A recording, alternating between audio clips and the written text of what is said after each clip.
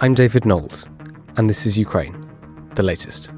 Today, we discuss the latest updates from the battlefront, explore how old British farming vehicles are being turned into Ukrainian rocket launchers, and we analyse Vladimir Putin's latest speech on the invasion.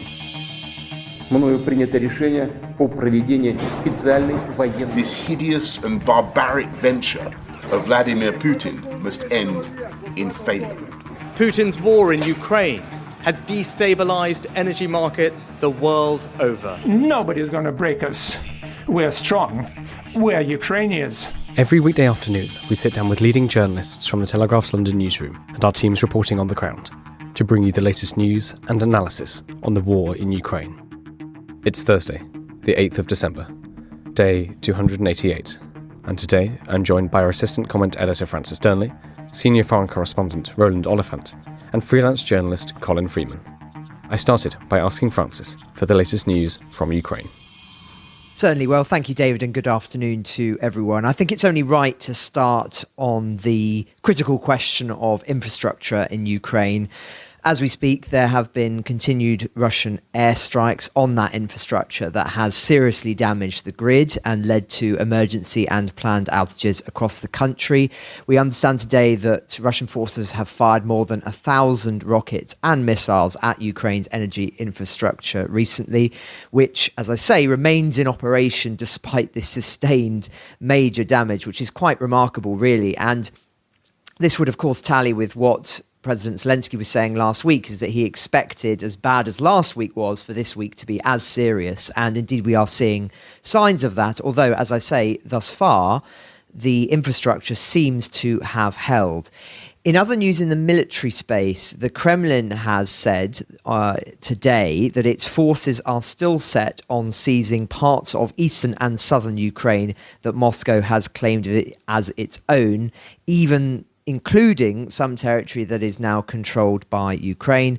Most prominently, of course, they are talking about the 4 annexed provinces, Donetsk, Luhansk, Zaporizhia and Kherson, after holding those so-called referendums there that we've spoken about at length in the past and that have been wide-scalely rejected across Europe and the Western world, and yet Russia claims are legitimate. But that territory that is now controlled by Ukraine, most symbolically significant being Kherson, of course, the Russians are still claiming is very much their intention to retake at some juncture, which I think is significant given certain remarks made by Putin, which we'll talk about later on. Just a couple of other stories in the military space. According to Ukrainian statistics, a further 340 Russian soldiers have been killed by Ukraine in the past 24 hours alone, which would bring the death toll, according to their statistics, for Russian forces of upwards of 93,000. Now, as we always say on the podcast, those numbers should be treated with a very large handful of salt, let alone a pinch. But nonetheless, I think it does speak to just the severity of the fighting at present, even if it were half of those numbers killed. And of course, we're not including Ukrainian figures in this and in their casualty rates at the moment. We spoke yesterday, of course, about the very heavy fighting in Bakhmut, but there are numerous fronts at the moment where fighting is very, very fierce indeed. And I think there's something of a mythos has grown at the moment that the lines are totally static and frozen, and that both sides are only rebuilding their forces and resupplying. But as I say, that statistic speaks to just quite how fierce the fighting truly is. And I'm sure that Roland will have a few thoughts on that in a moment or two. Just one other story, as I say, that I wanted to talk about, which is that Russia has been forced to patch up its elite tank unit formed to defend Moscow with newly mobilized troops after suffering heavy casualties in Ukraine. Now, that's according to the British MOD, it's our Ministry of Defence. This is the first Guards Tank Army, the 1GTA as it's sometimes known, which has been dispatched along the defensive line in Luhansk, but it's still well below its authorised strength of 25,000. And according to the MOD, they've said the effectiveness of 1GTA and other formations' defensive operations will largely depend upon the extent of mutually supporting fallback positions. And they go on and talk about how it would appear that these units have been quite heavily degraded. Of course, the Moscow's first Guards Tank Army is believed to be made up of at least 500 tanks and other combat vehicles. But as I say, we're seeing signs that they are nowhere near at that strength, which just speaks to quite how severely they have, as I say, been degraded in recent battles around Kharkiv. And just on this point, according to the MOD as well, Russia has an almost continuous trench system stretching 37 miles between the Russian border and certain annexed areas in order to defend against the Ukrainian advances. And we spoke recently about how striking the images are from these trenches from both sides, reminiscent of the First World War, mud and awful degraded temperatures as well. So I just wanted to draw attention to just the scale of those trenches, and no doubt they will be very, very active in this winter ahead. Although, as I say, I think it's important to emphasise the fact that these lines are not frozen like they're sometimes imagined as being in the First World War. They're very, very much active, and many, many people are dying every day. But I know Roland has a few thoughts on the trench system. Thanks, Francis. Yes, Roland, can we turn to you? Would you like to come in on these trenches and on the story Francis has detailed about the 1st Guards Tank Army? Yeah, I mean, the trenches are interesting because when you start digging trenches, obviously, it's kind of, you're fixing yourself in place, and this big plan to build this huge defensive line, which I think actually, is it Wagner Group was talking about this a few months ago, digging this great elaborate set of defences stretching basically straight south. If you look at it on the map, it kind of comes from the border straight south, kind of, it just runs to the east of Sviatovo, that key town that the Ukrainians are trying to capture. So it kind of looks like it's designed as a kind of fallback option. If Sviatovo falls, then that's the line the Russians would try to use to stop the Ukrainians there. Now, will it work? Won't it work? Our old friend, Mr. Gherkin, is back in Moscow. So, to recap, those of our listeners who don't know, I'm sure you will do, Igor Gherkin, convicted war criminal now for the shooting down of MH17, militant Russian nationalist, also a great commentator on the war. He went off to fight for a bit. He resurfaced this week back in Moscow with his usual highly critical accounts of everybody else he saw at the front and of the command. And he was extremely scornful of this idea. He said, we're wasting money on what is going to be a completely useless defence. He likened it to the Mannerheim line. He said, it's like the Mannerheim line. It's nothing like the Maginot line. He just keeps on, referencing these historic examples of attempts to build great defensive lines that failed. But we know his kind of attitude to the Russian High Command. He was never going to say anything positive. But interestingly, this isn't happening only in Ukraine itself. So we had one of those intelligence updates from the British Ministry of Defence yesterday, talking about this happening in Belgorod. Now, bless them. The MOD do have this tendency of kind of recycling open source stuff. The truth is, the governor of Belgorod region announced the creation of this kind of deeper trench system, or system of defences back in October, and he's been posting kind of photographs of, big lines of deep trenches filled with water and concrete dragon's teeth tank defences on the steep. The governor of neighbouring Kursk region has been doing that as well. And the interesting thing is, of course, that's on Russian territory. And there are two reasons you might be doing that. One is a kind of a performative thing, kind of a bit of propaganda, basically. Tell the public we are defending the homeland. This is what we're fighting for, etc., etc. Even if you don't think the Ukrainians are going to come across the border. On the other hand, they do seem to be putting a bit of effort into it. So I do think both of these trench systems, the one inside Russian territory and the one in occupied Ukraine, does speak to this broader swing in the initiative of the war, that the initiative is with the Ukrainians, that the Russians, no matter how unlikely it is, and despite the fact the Ukrainians haven't shown any interest in doing this, that certain people in the Russian High Command do consider it a possibility that the Ukrainians might launch a counter-invasion, cross the border, make a drive for Belgorod. So an interesting, I think that behaviour talks about how the psychology has changed in this war. And the first GTA, And the first GTA, a very storied regiment, army, goes back to the Second World War, meant to be the elite kind of core of Russia's armoured echelons. They've been involved in the war since the very beginning. They were in the build-up. If you remember, about a year ago, when we were seeing the Russians move their troops into position. One of the reasons we were all very worried is because the First Guards tank army was sent to Voronezh, and then from Voronezh it was suddenly deployed right on the border, bang opposite Kharkiv. And I remember in the run-up to the war, kind of keeping my eye on Kharkiv for that reason, because I knew if you put the first GTA's tank army there, that's not a unit you use as a diversion. That was a unit that was going to go into action, and that is one of the reasons why we ended up reporting in Kharkiv from very, very early in the war, and we got there the day after the invasion, because we knew that meant there was going to be a drive on that city, and there was, and it failed basically. So that unit has taken an absolute mauling. It was fighting in Kharkiv for most of the war.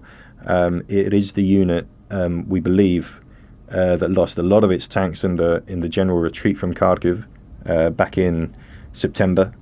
So it's quite literally been through the wars, if you can say that. And if it is in the state that the British Ministry of Defence says it's in, that's indicative of the general state of the Russian army, I suppose, because that is an elite unit, the first GTA. That's household division, shall we say. This is not a kind of line infantry outfit that you might fill with conscripts anyway. You would want that to be filled with experienced guys, the best guys. They're meant to be the tip of the spear. If they're degraded, then the whole Russian war machine is pretty battered.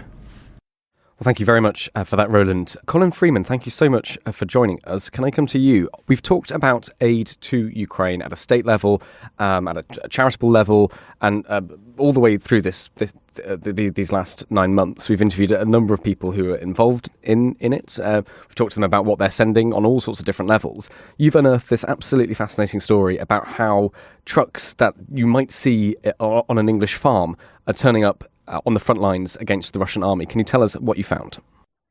Yes, this is a story about the Mitsubishi L200, a pickup truck that you might normally see driving around places like Norfolk or the Cotswolds, where it's very popular among farmers and country families and other rural types. Firstly, as a general farm workhorse, it can carry a ton of manure over a field or whatever, and also it's quite handy for kind of navigating around the car park in your local Waitrose. So it's popular with the barber jacket set.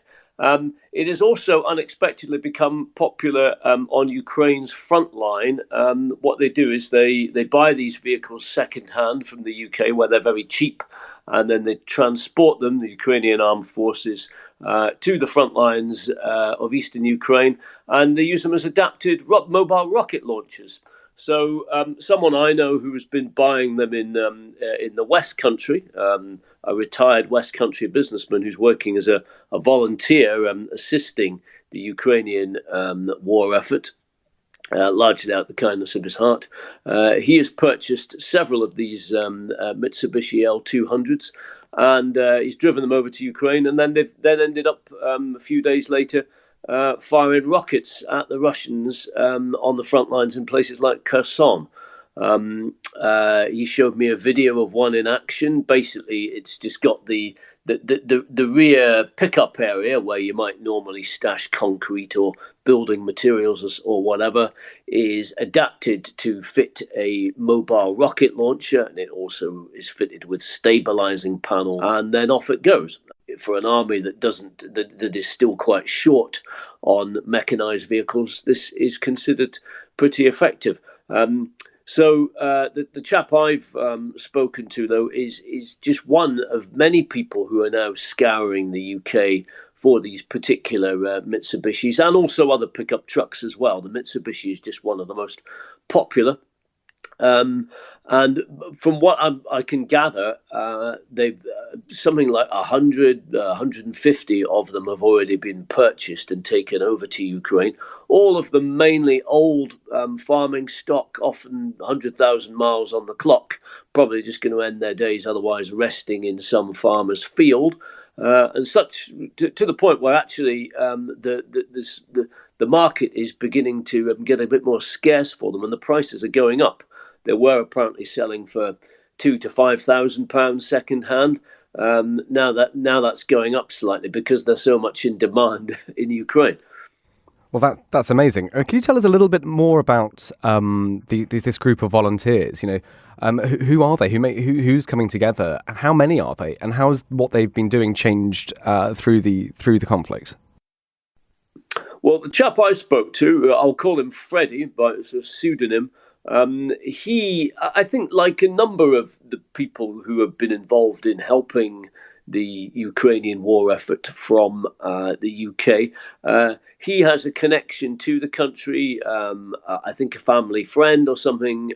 He went out and stayed there a few years ago, and so when the war came, he felt quite strongly that he should try to do something to help.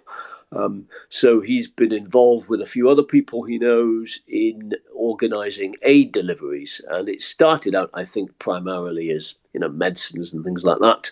It then diversified into things like army surplus stuff, uniforms, boots, compasses and radios and things like that. And then as he developed direct contacts with some of the Ukrainian volunteer fighting groups on the ground, it became some of whom are themselves or were themselves foreign military volunteers, i.e., guys from the UK and Europe. It became apparent that what they often needed was vehicles, sometimes just for transport and logistics, but also vehicles for use on the front lines. What they do with the vehicles is they usually paint them different camouflage colours and then attach either rocket launchers or machine guns to them and so on. So that's what Freddie has been doing. He's managed to get a number of people donating either donating equipment direct or donating, I think, money to him so that he can purchase equipment. He scans Auto Trader, I think, and a few other eBay and a few other sites to find likely pickup trucks to take over. What these volunteer groups often do also is actually supervise and take part in the delivery of these of these aid supplies, because I think they're aware that one concern is that people may donate stuff and then find that it gets pilfered or off at the border where there is apparently a bit of a problem with corruption and so on, or that it just lies redundant in some warehouse somewhere. Freddie's promise is that if you give something to him, he will ensure that it actually gets to the end user fairly quickly. And these trucks, these converted sort of mobile rocket launchers, have seen, as you said, action. There's one thing I want to pick up on that, which is quite interesting, because of course British cars, the driver sits on the right-hand side. What effect has that had in Ukraine? Well, yes, this is apparently one of the reasons why these trucks are in cheap supply in the UK on the second-hand market. For the benefit of our listeners overseas, we in the UK drive on the left-hand side of the road, which means that our cars are fitted with steering wheels on the right-hand side of the vehicle. That is fairly unusual, certainly in Europe and much of Ukraine and Russia and elsewhere.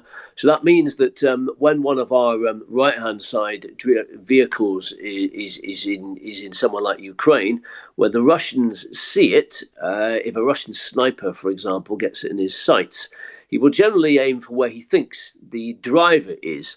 and will aim accordingly on what would be if it was a Russian vehicle, would be the left-hand side. And so apparently, according to Freddie, several of his vehicles have had bullets going through the left-hand side of the vehicle, through even what would be the driver's window, which fortunately has not been occupied because the driver's been sat on the right-hand side instead. And that has apparently saved the driver's bacon in one or two occasions. And you mentioned earlier you've seen some videos of these mobile rocket launchers in action. Do we have a sense of how effective they are? What do the Ukrainian troops tell the suppliers? They seem to be pretty happy with them, and it's not the first time that they've been used.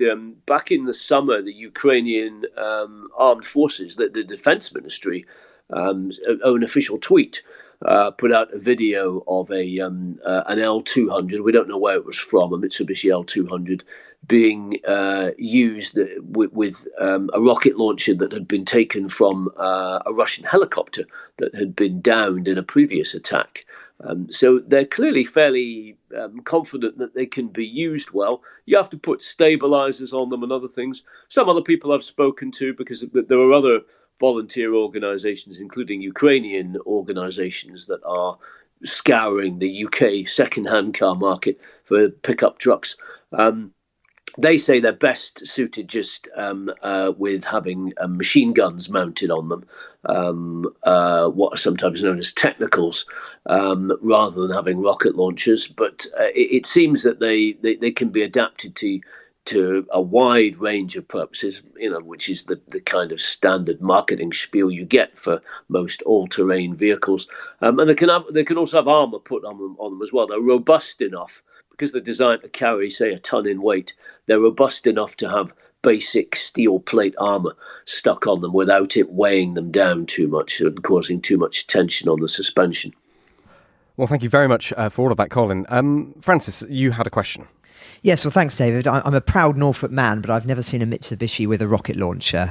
Quite remarkable hearing about this. Really interesting, Colin. Thank you. My question is just, I suppose, a simple one, really, which is one can imagine that if it were the Russians doing this, we'd say it sort of screams of desperation. But actually, reading your piece, it sounds like this is the complete opposite in the Ukrainian context. This is actually really, really helpful for them, and they seem very happy to have them. But I just wondered whether you got a sense of just how effective these are. I mean, is this something that you really feel they have been a very effective operationally on the ground, or do you think it's another example of where perhaps it's done more in the information war, as it were, than actually practically on the field?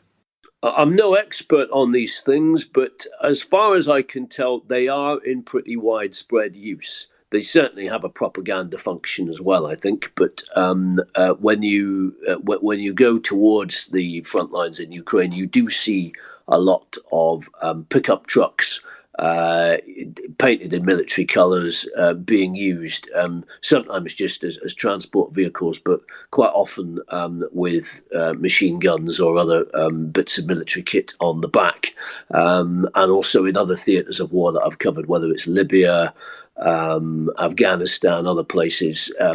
Most armies have a sort of, a runabout vehicle that has got some kind of heavy weapon capability on it.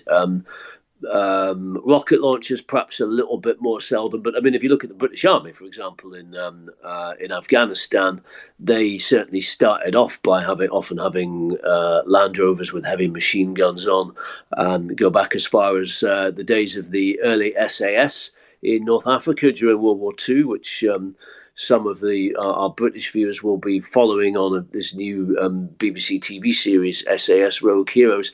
They apparently pioneered this with a machine gun mounted on the back of a truck. So I think there certainly is a place for a vehicle of this sort within the Ukrainian army, that within the Ukrainian military setup, and that of many other militaries too, especially if you're running a kind of insurgent campaign where you want small, nimble, hit-and-run vehicles for certain purposes.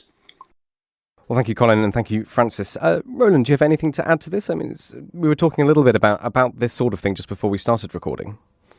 I mean, I'm a great believer in the technical. Normally, we talk about the Toyota and Toyota wars, but it's basically the same thing. And as Colin says, you head out towards the front lines in Ukraine. Mitsubishis, Toyotas, Nissans, any kind of pickup truck, spray paint it green. Put a heavy machine gun on the back or not. Can be used for anything. Transport, moving supplies. It can be used in combat. But I mean, these are. If we had Dom on this episode, I would be engaging him in a slightly playful debate, because I've often thought that Western militaries play down this thing. If you want to get into the war nerdy stuff, there was a thing in the 1980s called the Toyota War, or the Great Toyota War. And long story short, Colonel Gaddafi, who then ran Libya, invaded Chad with a very large conventional army, tanks, aircraft, the lot, as if he was Rommel with the Afrika Korps. The Chadians are really on the back foot. And then the Mitterrand government, the French, gave the Chadians a few hundred Toyota Land Cruisers, put rocket launchers and machine guns on them, and it turned the tide of the war. And the Libyans, in fact, had to learn to do that themselves before the war could come to an end, so they could find an answer. So there is a real pedigree to fast-moving civilian pickup trucks adapted to this kind of purpose. And I mean, Colin was talking about Libya. I mean, absolutely. I was in Libya, I think is it 2019 or 2020, when Colonel Haftar and his Russian mercenaries were still outside Tripoli trying to get in. And I was shown footage of a recent battle between basically two armies of these things, and it was incredible. It had been filmed, I think, from one of these trucks on a GoPro or something. It looked like a western. Hundreds of these things streaming out of the desert, just spraying machine guns at each other. We're not quite seeing that kind of thing in Ukraine for a number of reasons. Not least because I think there's a lot more heavy weaponry around that can make that a little bit dangerous. And if you talk to Dom about this, and when I say to Dom, look, you're always writing these stories about how, procurement and why isn't the British armies new? He said the Ajax thing hasn't come along. Why don't you scrap all this, get rid of your tanks, just buy a load of Toyotas? And then Dom will come back at you and talk about you have to understand the balance between armour and mobility and lethality and trade-off and so on and so forth. To which my answer is always, no, just buy loads of Toyotas. So actually an absolutely fascinating piece by Colin, and I highly recommend you all go and read it. Well, thank you, Roland. Thank you, Roland, for representing both sides of the debate there. I'm sure we will talk to Dom tomorrow and get his thoughts. And thank you, Colin. That, as Roland says, it's absolutely fascinating. The title of the piece is The British Farming Vehicles Being Turned into Ukrainian Rocket Launchers. So you can go and find that on the Telegraph website. And there is, at the end of that, there is a short... there is a line about how if you wanted to contact these people or help, you can do that. So thank you, Colin, for that. And we'll put that in the show notes as well, I think. Can we move on to Russian President Vladimir Putin's remarks the other day, his most extensive remarks on the invasion for some time? Francis, what did he say? Certainly. Well, I'll come to that in a second, David, because we've just got breaking news that's come through. I was going to touch on this later on, but I'll come to it first, which is that we've just heard that a successful prisoner swap has taken place between the United States and Russia. I'll read the tweet directly from President Biden. He says, quote, "Moments ago, I spoke to Britt Greiner. She is safe. She's on a plane on the way home," close quote. Now, the latest in this space was that talks between Russia and the US on prisoner swaps had only made sporadic progress. Indeed, I was going to report on that in a few minutes' time, but it just shows how fast things are moving. And as I say, it would appear that as of this moment, and if you're hearing this and it's been kept in the podcast version, so it means that it must have happened, that the jailed American Brittany Griner, basketball player, of course, has been freed and is on the way back. Of course, Paul Whelan is still out there. I don't know if that we may hear more on him more later today. I don't know. Now, it would appear, again, not confirmed yet, that the convicted arms dealer Victor Bout has been part of this deal in order to return Miss Greiner to the United States. But as I say, it's a breaking story, so I don't want to say anything that's inaccurate. But nonetheless, I think quite a significant moment because, of course, this has been an ongoing saga in relation to the war now for several several weeks, and things have clearly been heating up in this space. So I just thought I would turn to that first. But yes, turning to Putin's remarks, I think these are the most extensive televised comments we've seen from Putin about the invasion for some weeks now. So I think it's worth analysing them in detail. The most important top line, shall we say, from this, I think relates to his remarks on the nuclear question. So I'll read the quote directly. "We haven't gone mad. We realise what nuclear weapons are. We have these means in more advanced and modern form than any other nuclear country, but we aren't about to run around the world brandishing this weapon like a razor."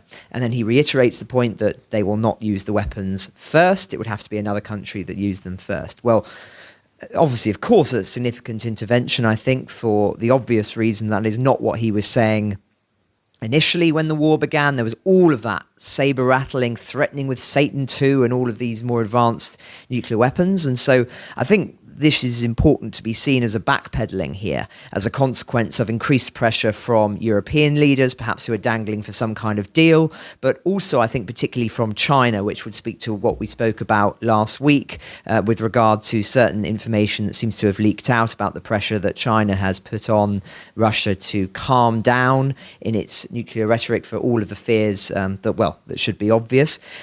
The other interesting aspect of the speech is where he talks about, and I'll read this quote as well, "As for the duration of the special military operation, well, of course, this can be a long process." And then he went on and talked about praising the Russian gains, saying that the Azov Sea has become an internal Russian water.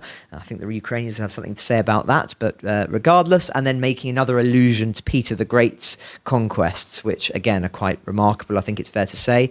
But why is this significant? Well, I think this is significant because it's clearly appealing to three distinct audiences. First of all, and most significantly, the Russian people, saying that this is going to be a long war, prepare yourselves. Second, I think it's appealing to his generals and his commanders and saying that I'm not going to pull the plug, that the support will be continued. But I think most significantly, it's the audience, it's the international audience that really counts here. It's sending a message to Europe, to America, to Britain, that are you really certain that you want to continue this level of military and financial support to Ukraine in the long, long term? If not, this may be the moment to be pursuing other avenues for dialogue. And of course, one should question, I think, whether this is coming from a position of strength, as some commentators are saying, or from a position of weakness. And I think actually it's more of the latter. The reason he's dialing down the rhetoric on the nuclear question is he's hoping for some kind of off-ramp, some kind of opportunity for dialogue with Ukraine, forced by pressure from European leaders and from other quarters.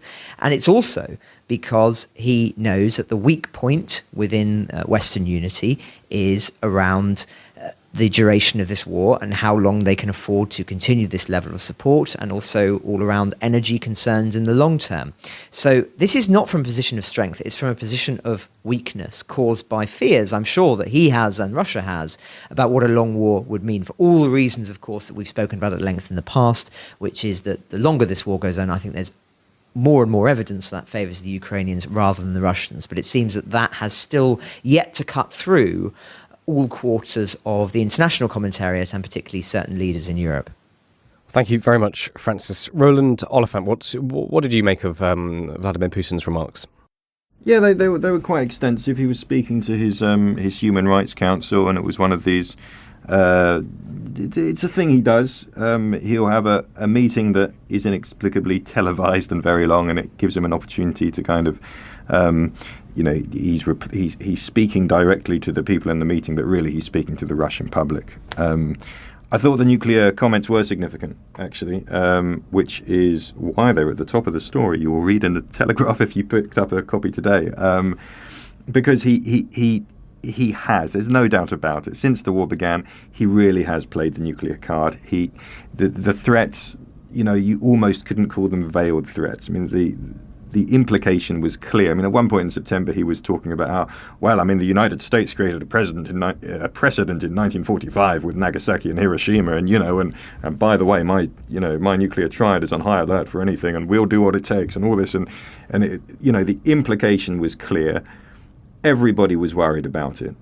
No, I mean, look, in what was it, September, around that time, I was on assignment in Ukraine at the time, and we were kind of having conversations with one another and with Ukrainian soldiers. But maybe we should stay outside the big cities for a few days. Just looking at the map, thinking, well, if they were going to drop a nuke, where would you put it? Maybe I'll just make sure I'm not, in a major potential target. Maybe I'll take myself off somewhere quiet for a bit, because there is no doubt the threat was palpable. And this, as Francis says, the tone of this is completely no, none of that. We're back to our long-standing public position, which Russia will not be a first user of nuclear weapons. It's very clear about that. We do not do that. We've got all these weapons. They are there as a deterrent, and they're only to be used in retaliation if we are struck first by nuclear weapons. He then said, well, of course, there's no point in being the second user, because then, we won't have anything to respond with. But it seemed to me he was kind of acknowledging a basic contradiction in, mutual assured destruction that we all worry about. But nonetheless, yes, the tone was very much, I'm rowing back from that previous threat. I think we may find out why years down the line when the archives are opened.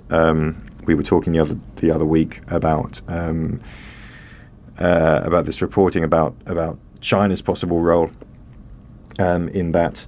But yes, an interesting development. The other thing, yes, talking about how the war is going to probably last a long time. That I think is directed to the Russian public.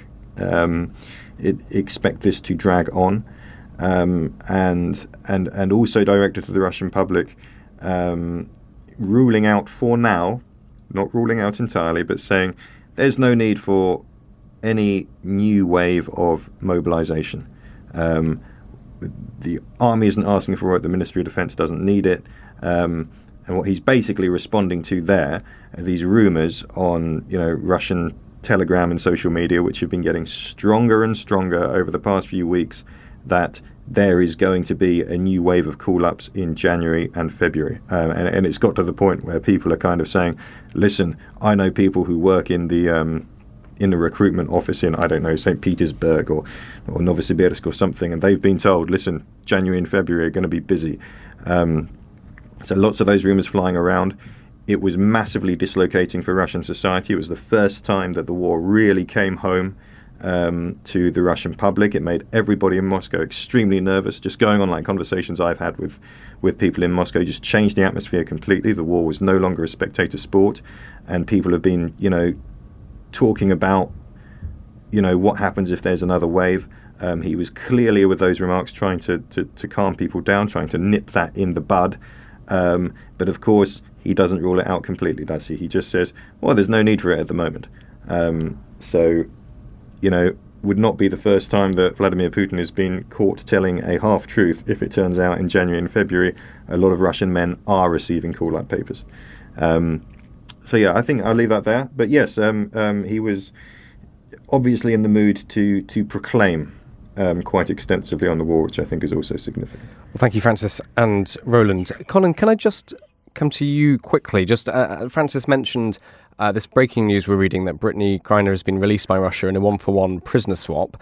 I'm just reading this from CBS News. In exchange for Victor Bout, and you've written about the arms dealer. Can you tell us a little bit more? Yes, this is Victor Bout, also known as the Lord of War, the Merchant of Death. He's a Russian arms dealer who in the 1990s, after the collapse of the Soviet Union, became notorious for selling surplus Soviet arms stock to just about every conflict zone in the world, be it the Afghanistan, Angola, many parts of Africa, the Liberian Civil War, and so on and so forth. And he was jailed he was arrested in a sting by the US in 2012 and was jailed for 25 years. He is the kind of character who you could write books and make films about, and indeed several books and films have been written about him. Most famously, the Lords of War, starring Nicolas Cage, which was a major Hollywood film. He certainly has lived a very, very colourful life. At the moment, he's in a maximum security prison in the United States, but he's always claimed that he was a victim of a miscarriage of justice, that it was a sting operation that was carried out against him where he was basically set up. As far as we understand, he is now going to be released in exchange for Brittany Griner, the American basketball player who's currently serving 9 years in Russia on drug charges. This comes as no great surprise. Victor Bout's lawyer, and he's got a lawyer in New York who I was speaking to just recently, said he was confident a few months ago that Victor Bout would be swapped. I mean, he's already, quite a long way into his sentence anyway. And thinking about it now, the lawyer said, when I asked him when that might happen, he said, don't expect anything until after the US midterm elections are over, because he said he didn't think Joe Biden would want that as a headline ahead of the elections. US government releases convicted Russian arms dealer.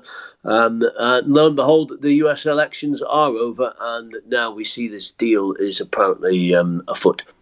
Well, thank you very much for that, Colin. Much needed context and depth there. We're just starting to get to the end of our time together today, so can I just go to each of you for your final thoughts? Francis, would you like to go first? Sure. Well, I just wanted to talk about, it's that time of year again where we hear about who Time Magazine's Person of the Year is. And unsurprisingly, that person is Vladimir Zelensky, described by the magazine as the most influential person in Europe.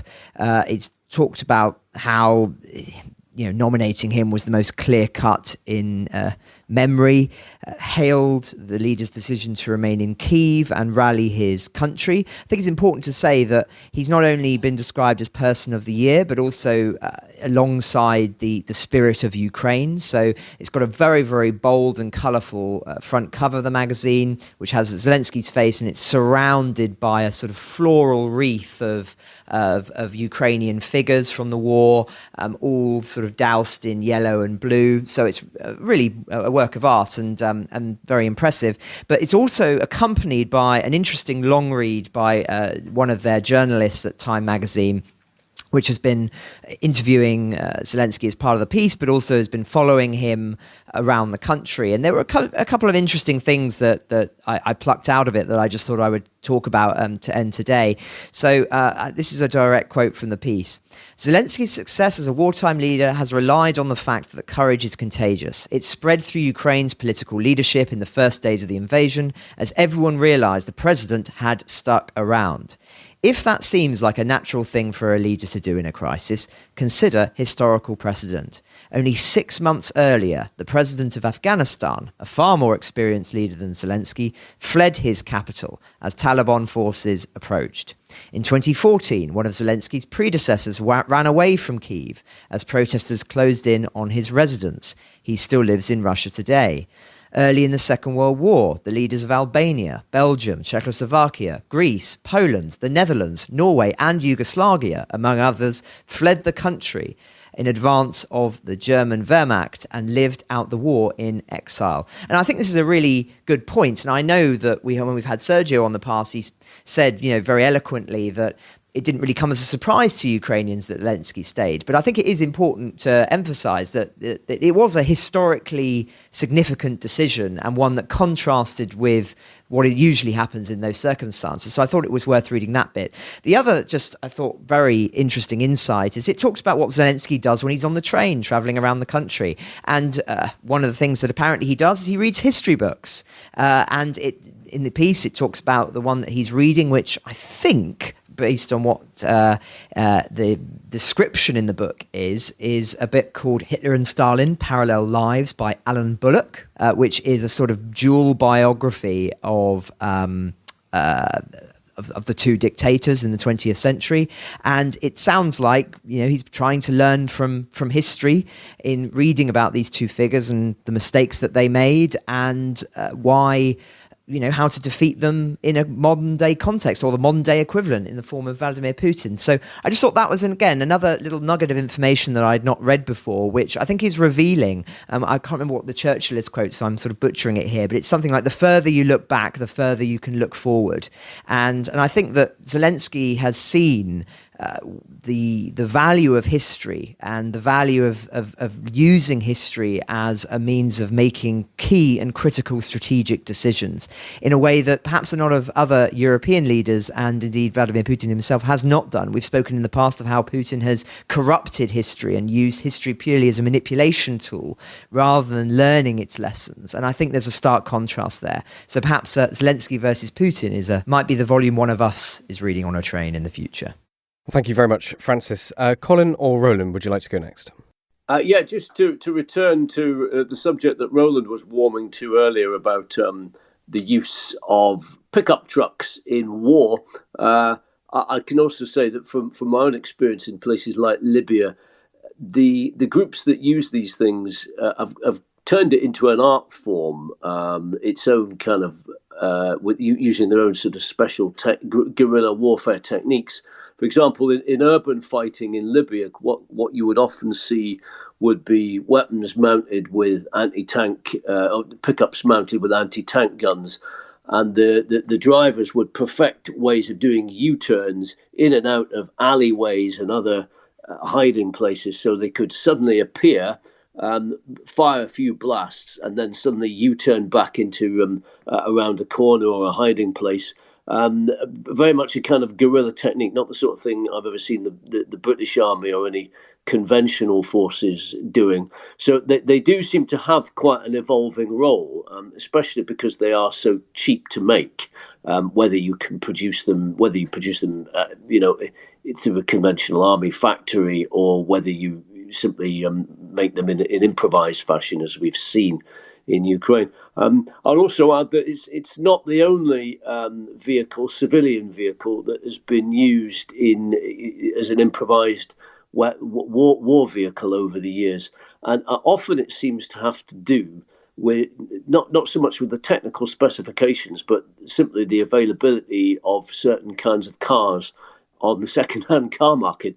I remember when I was in Iraq in 2004, 2005, lots of insurgents who were fighting the Americans started using the Vauxhall Vectra as their car of choice for carrying out assassinations. This was because after the fall of Saddam Hussein, a large amount of Vauxhall Vectras were imported in the used car market into Iraq. They were going cheap.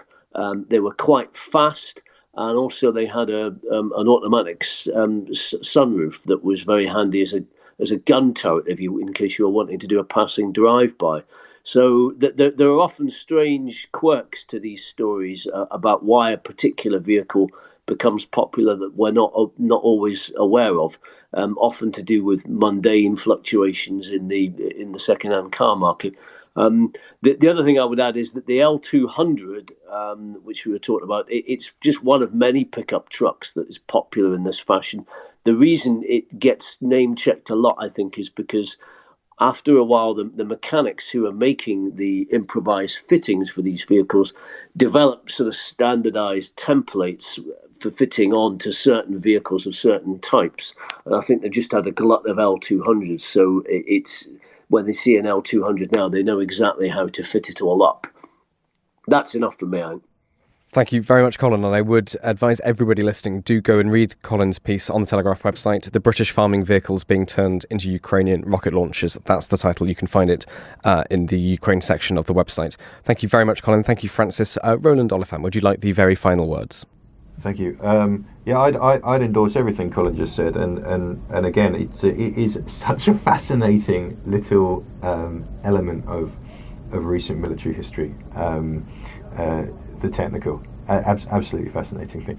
I also wanted to add to what to what Francis just said about, Zelensky reading history and the strength of that and looking into it. I mean, he's not the only one, right?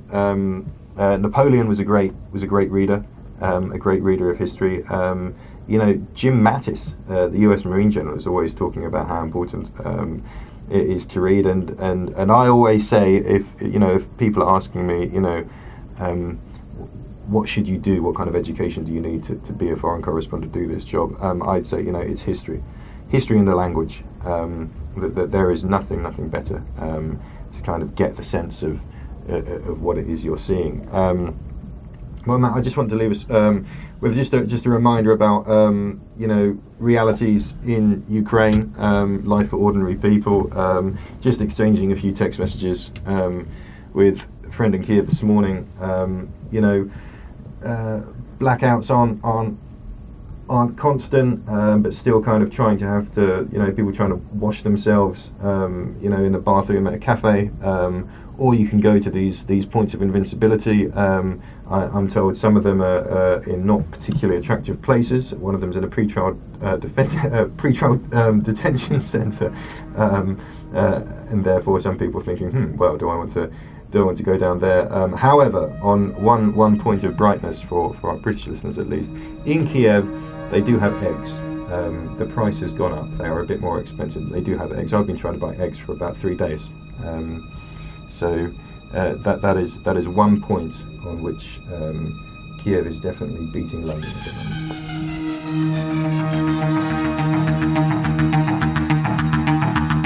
Ukraine the Latest is an original podcast by The Telegraph.